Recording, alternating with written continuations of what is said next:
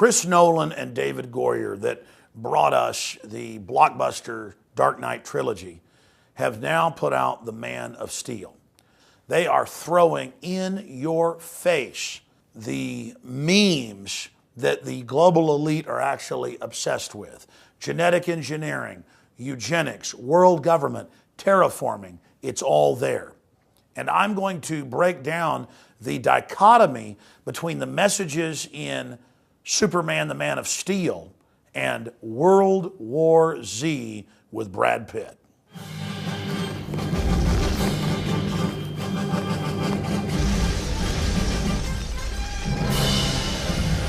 The director and the writers of The Dark Knight, especially in the third installment, put out deep French Revolution, Illuminati, Jacobin ideology. For someone that has researched this information, it was a very disturbing film and shows that the writers and the director have a deep knowledge of what's going on in secret societies. And that's why it's so shocking to go see The Man of Steel, which is undoubtedly the best comic book adaptation to film I've ever seen, and had about a 98% rating towards pro-liberty. There are very few things that are pro-globalist, anti-human propaganda in the film. My main criticism is it shows the FBI paramilitary pointing guns at Lois Lane in her face as if she's a threat and done something wrong, and basically kidnapping her. So it does promote the police state. But other than that, from A to Z, this film is a revolution against the goals of the globalist. Another criticism that some students of esoteric knowledge can bring forth is that it is a pro-Antichrist film, though I disagree with that view. You have the God-man who falls from the stars to earth. He is 33 years old when he's forced to go public to save humanity. In the original 1933 writing, he's clearly a Christ figure whose father is named Joseph and whose mother is named Mary. And the makers of this new film and the writers admit that he is a Christ figure. But I wouldn't call him an anti-Christ figure because he supports free will and he supports the general humanity. Whereas the true Antichrist figure, I would say, is more represented by General Zod.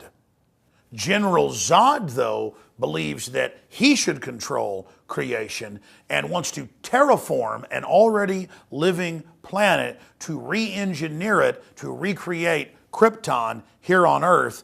Jor-El, Superman's father, represents the archetypal Renaissance figure of renewal or expansion and liberty, who is blocked by the Krypton Council and other corrupt forces from trying to save his species. So the film also points out that the ruling elite is stagnant and corrupt and is not infallible and is the greatest threat to humanity.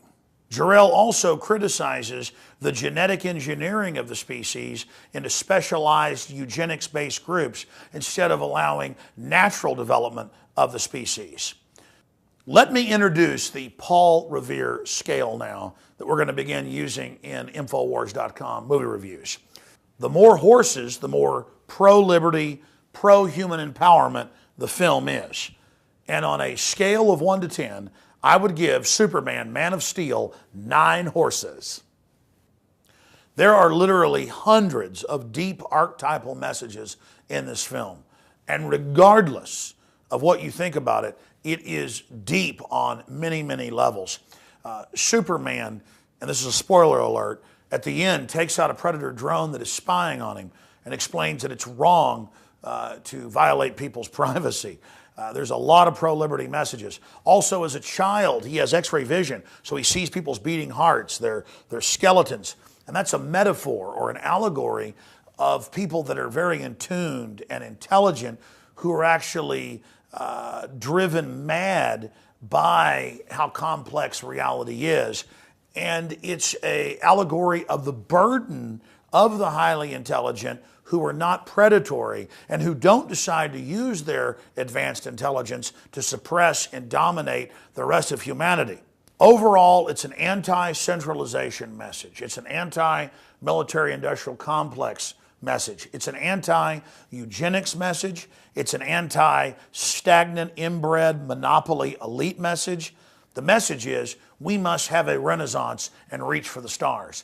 And overall, it is one of the most positive films I've seen in a long time. And it follows a rebellion in Hollywood that I have been basically informed of from multiple high-level sources over the last few years, that they're tired of the left-right paradigm, that you're either a liberal, socialist, communist, anti-gun person, or you're allowed to be kind of a neocon, warmonger, conservative. The people are voting with their dollars, voting with their eyes, with what they watch, and we are forcing more and more wholesome messages to come out, like Ed Asner in the movie Up, like Oblivion. I'm not even a Tom Cruise fan, but that message is anti-tyranny, anti-technocracy, anti-compartmentalization. And there's more and more of these films coming out, like Elysium, that is absolutely exposing the robotic technocracy.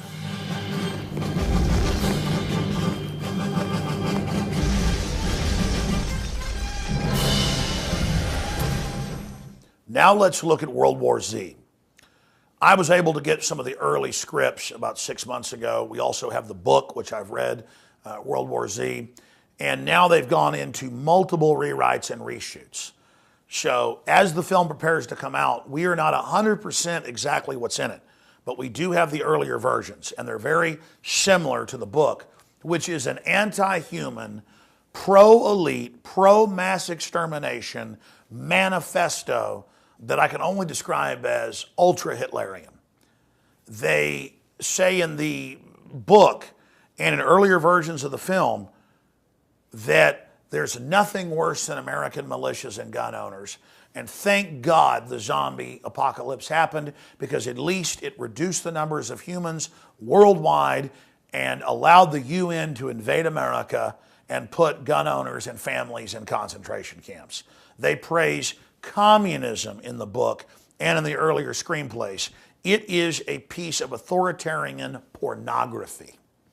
And despite the fact it has a mega budget and Brad Pitt is behind it, I predict this film will not perform as good as other films that have more wholesome messages.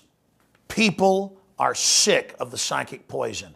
The globalists want to turn off our life force, turn off our self-preservation instinct. They want to teach us it's sexy and cool to be anti-human. And in the book and the earlier screenplays, they talk about how being cold-blooded and exterminating masses of people and feeding families to the zombies was the smart thing to do, and how the United Nations used the crisis to bring in their global government and finally crush right-wing libertarians in America. And then you look at the big mega banks that control the world and are setting up global taxation, and who are above the law and exempt through the UN and have diplomatic immunity. This is what they're promoting. There's going to be a worldwide biological release that reduces world population, and that the UN will manage the globe during this crisis. This is all basically a Jim Jones Kool-Aid drinking drill. Jim Jones had his followers in Guyana hundreds of times drill drinking the Kool-Aid, until finally they put the cyanide in it and everybody poisoned themselves. And that's what this is. Just get ready for major collapse. And those of you that work for the technocracy, who are specialists like the Brad Pitt character, you'll get to go be on the ships safe from the bioweapon release. You'll get to go to the underground bases during the mass calamity and collapse that is coming. And then I researched their underground seed banks, their martial law plans. They're actually gearing up for something like this. And they've got all these scientists and top police and military signed on to believing they're going to be protected during all this. I have not seen it yet. It's coming out tomorrow. But I've read the book, seen the early screenplays.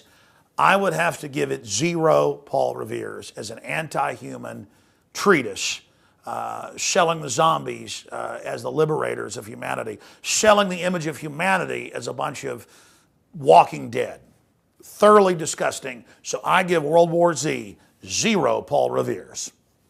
So World War Z is a dress rehearsal for worldwide planetary genocide and a re-engineering of our planet. They're selling General Zod's takeover as a good thing in World War Z. And so that's why I hope that World War Z is a failure. and that positive films like Oblivion and Man of Steel and Up and so many others become the norm, because there's a fight for the heart and soul of Hollywood right now.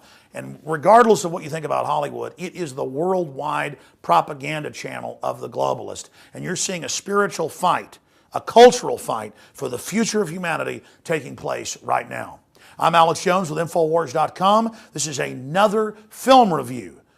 Superman, the Man of Steel versus World War Z, only at Infowars.com.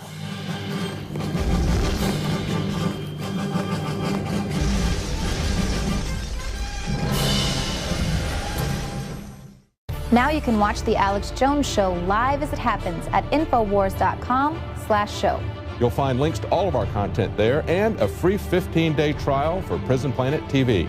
More than 60 movies and documentaries all in one place at Infowars.com/show.